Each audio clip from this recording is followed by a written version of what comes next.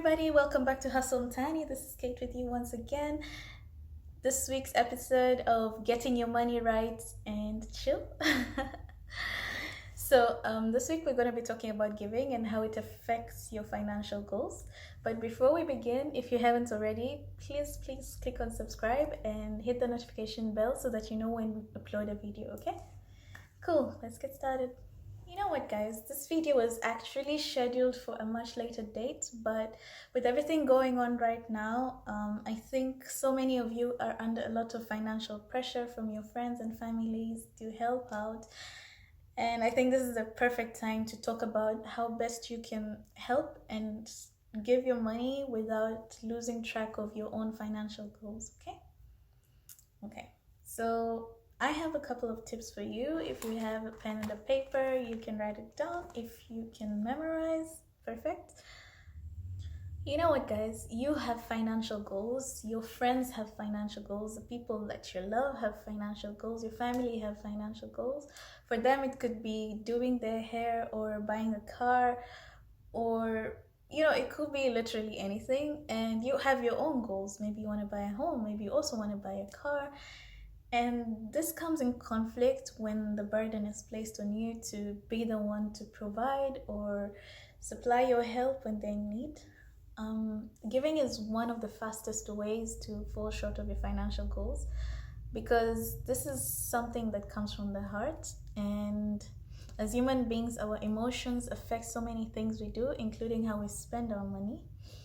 And so if you don't take the tips I'm about to give you into consideration, then it's going to be very easy for you to get to the end of the year and you have nothing, okay? So let's get to the tips. The first thing I'm going to tell you is to always plan, okay? Every year, your parents' birthdays, your siblings' birthdays are on the same dates, okay?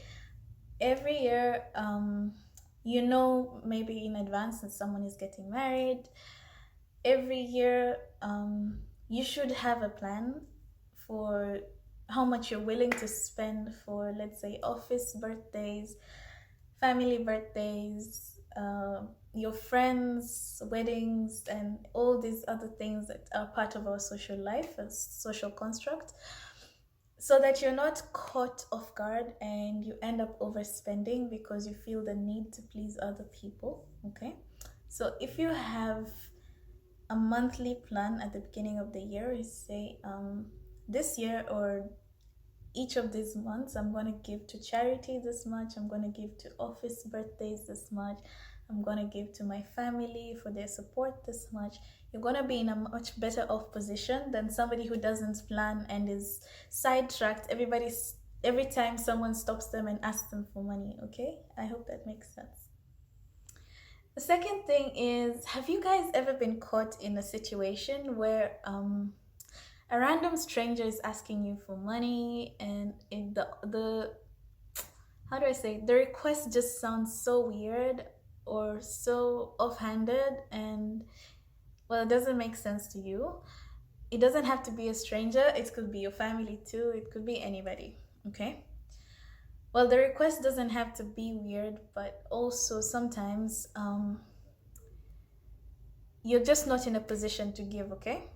The second tip is related to this. I'm going to tell you, you need to learn when to say no, okay?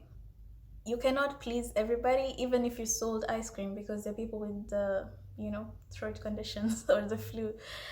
So you need to learn when to say no, especially when you look at your account and your goals are not matching up to where you would want them to be in that particular point in time, or you're headed somewhere significant or somewhere definite, and doing this kind of giving with this kind of amount would really set you back, okay? Unless there's, you're being paid back. But the rule of thumb is always to give what you really don't expect back, or it will not actually set you back. Like, you don't, if you have 10,000 in your account, you don't just give the entire 10,000. Okay, just be willing to give something that you can afford to lose, and something that's not going to set you completely back. Like, if you're living paycheck to paycheck at this point in time, and somebody's asking for your help, it's kind of tricky. Okay, you remember at the beginning when I told you to plan for your charitable donations and your giving and support cash for the year for your family and friends and whatever other activities you need to do?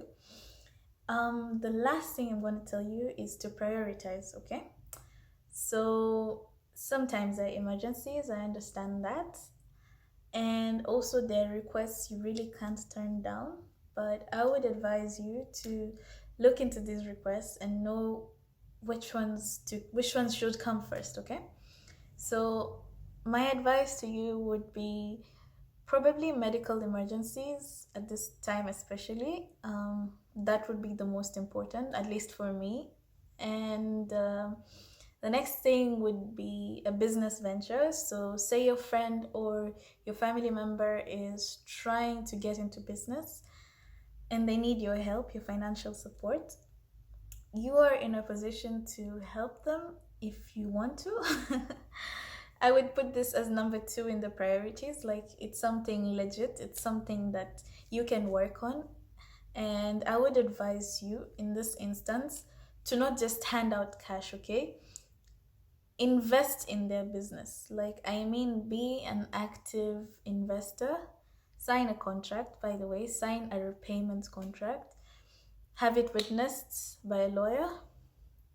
And also, like, give this cash as either debt that is to be paid back, or you can buy shares from the company. Like, everything that you do with your money, especially with business, it should bring you a return, okay? Don't just wake up and throw your money away, okay? So the difference between us commoners and the billionaires is how they give. And they always have a plan at the beginning of the year with their foundations and with their everything of how much they're going to spend with charitable donations or helping the poor or helping other people. So if there's anything I would like you to take from this video is, first, plan your giving, especially at the beginning of your year. And second is to know when to say no. You cannot pour from an empty cup. I was having this discussion with a friend of mine the other day and this came up, okay? If you have nothing to give, then don't give it, okay? It's okay to say no, and the people who are asking you will probably respect you in the long run for being able to set your boundaries, okay? And then the last thing is to prioritize. I mentioned only medical emergencies and business expenditures, but there are other things that could be important to you as well, maybe supporting your family, but just prioritize everything and have a limit, okay? Don't just spend. Okay? So I hope this video was really helpful. If you have any comments, please leave them in the comment section below.